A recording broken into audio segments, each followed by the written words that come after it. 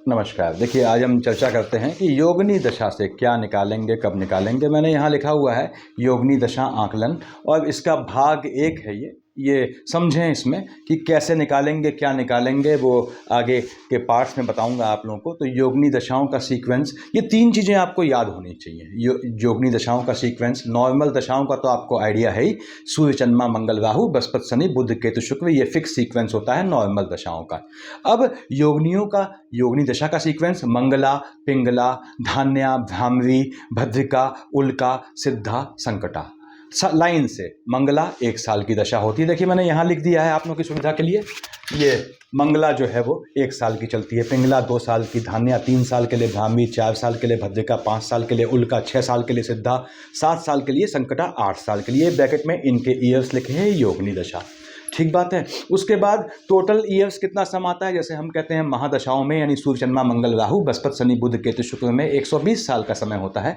120 वर्ष इसलिए पूर्ण आयु मानी गई है काल पुरुष की नियमतः। तो वैसे ही इनका योगिनी का कितना होता है क्रम, 36 साल का। आप जोड़ेंगे 1 + 2 + 3 up to 8, that is going to give you 36। तो 36 साल बाद ये रिपीट हो जाती हैं।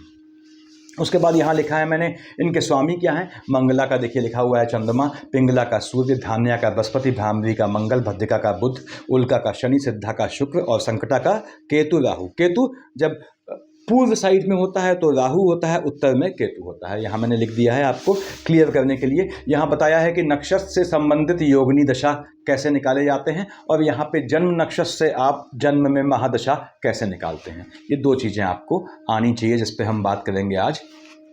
मैं फिर कहता हूँ, जैसा कि मैंने बताया आपको कि आपको सीक्वेंस याद होने चाहिए दशाओं के, और फिर इन योगिनी दशाओं के, और साथ ही साथ आपको नक्षत्रों का सीक्वेंस जो अश्विनी, भरणी, कृतिका, रोहिणी, मृगशिरा सो ऑन होता है, वो भी आपको याद होना चाहिए। यहाँ पे याद रखें कि जो ऑड नंबर की योगिनी है, योगिनी क्यों महत्वपूर्ण है। पहली बात तो ये है कि एक नियम ये है, अनकहा नियम है, देखिए कि योगिनी तब देखनी चाहिए जब आपके जातक के पेरेंट्स जीवित न हो। नॉर्मली तब ये इफेक्टिव होती है, ऐसा कहा जाता है।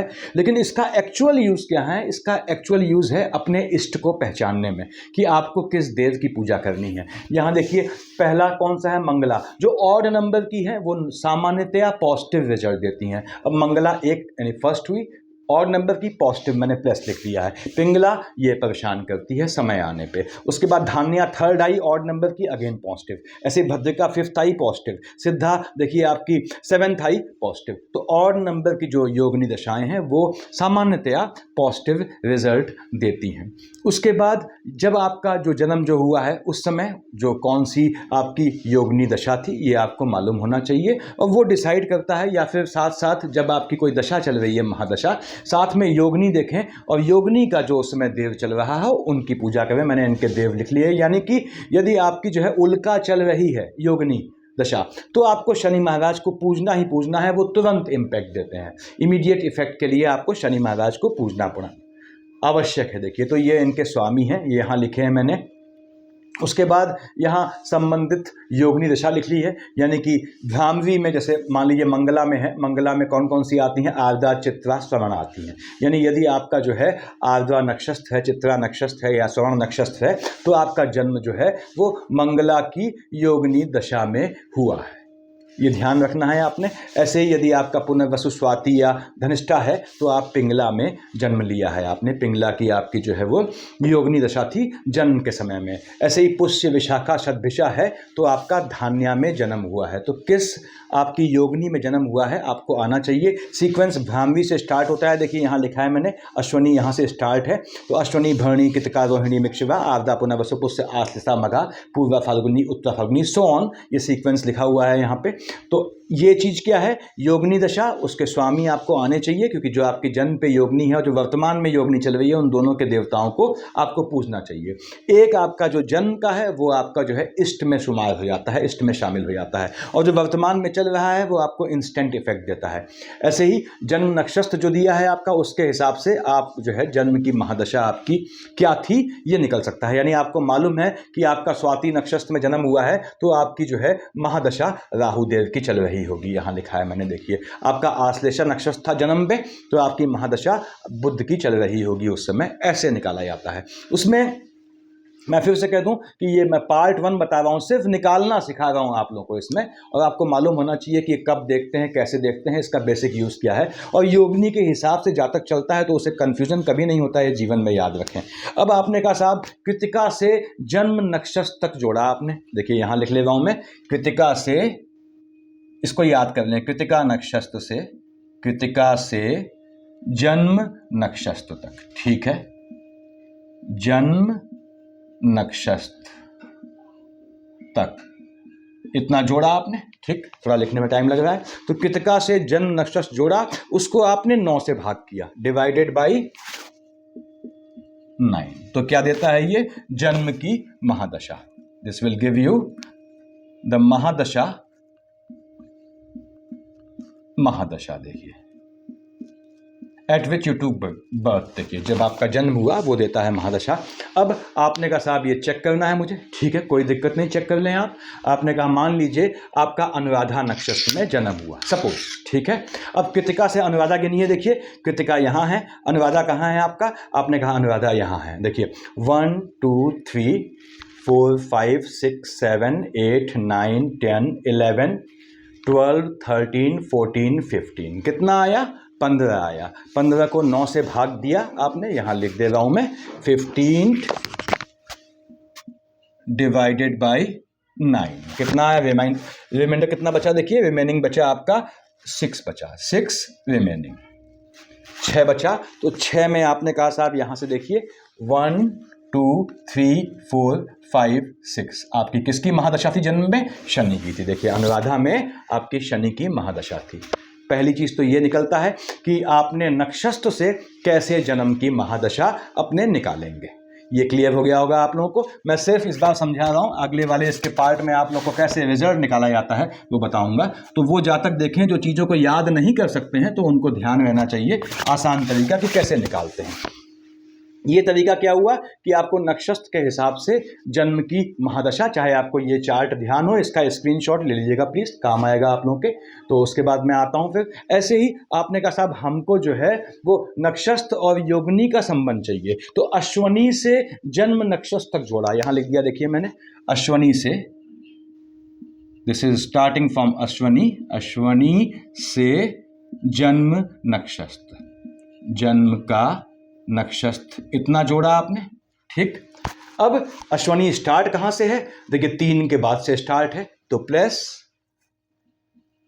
इसमें 3 हमने जोड़ दिया। अब इसको हमने टोटल कितनी दशाएं हैं, योगिनी 8 साल है, टोटल साल कितने होते हैं 36 इसके, इसको आपने 8 से डिवाइड कर दिया।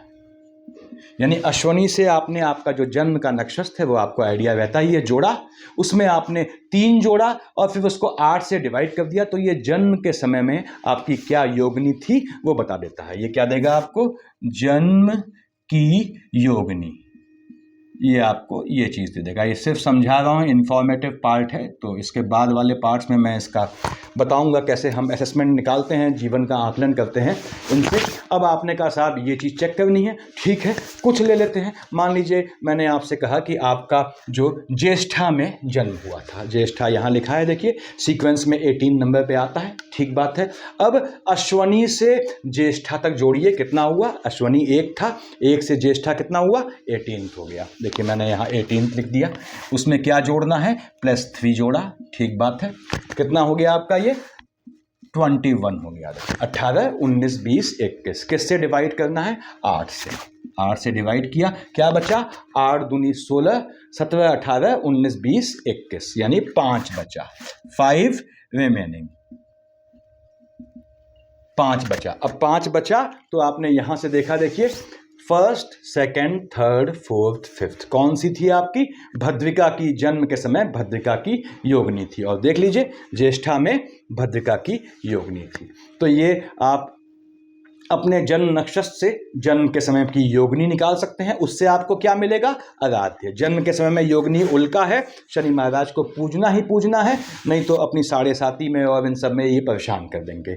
जन्म के समय आपकी देखिए मंगल की है, तो आप मतलब भ्रामरी है, तो आपको मंगल को पूजना है, चाहे आप हंस के पूजें चाहे रो के पूजें, ये आप पे है देखिए। और ये आपका बच्चा पैदा होता है, आपने क्या किया, योगिनी कौन सी चल रही थी देख ली उसके, जैसे पिंगला में जन्म लिया बच्चे ने, ने, छोटे बच्चे ने, तो आपको ध्यान रखना है कि इसको सूर्य के नीचे कम से कम ले जाना है। ये ध्यान रखें आप। मंगला में जन्म लिया था तो नाइट में बच्चे को जब तक थोड़ा बड़ा ना हो जाए तब तक चंद्रमा के नीचे न लाएं। ये सामान्य प्रिकॉशन है, बताऊंगा मैं नेक्स्ट में। और जैसे भद्रिका में है तो आपको याद रखना है कि बुधवार को जो है इसका बुध की पूजा करवानी है, यानी बुध इसके लिए पूजनीय है। बच्चा पैदा होता है अस्वस्थ है, बुध आपका भद्रिका में पैदा होता है, वाणी दोष है, ऑटिज्म की दिक्कत लगती है, आपको ओम बोम बुधाय नमः का जाप करना है। पिता कर सकता है, माता भी कर सकती है, सफाई के दिन का ध्यान रख के, जब वो स्वस्थ हो जाए पूरी तरह से। तो ऐसे ये आपने ये बच्चे के, आपकी संतान की अगर बात करूं तो संतान की योगिनी सिर्फ ये देखिए कि आपको उसके लिए पूजनीय ग्रह जो उसको जीवन के सुरक्षित निकाल ले शुरुआत के पीरियड,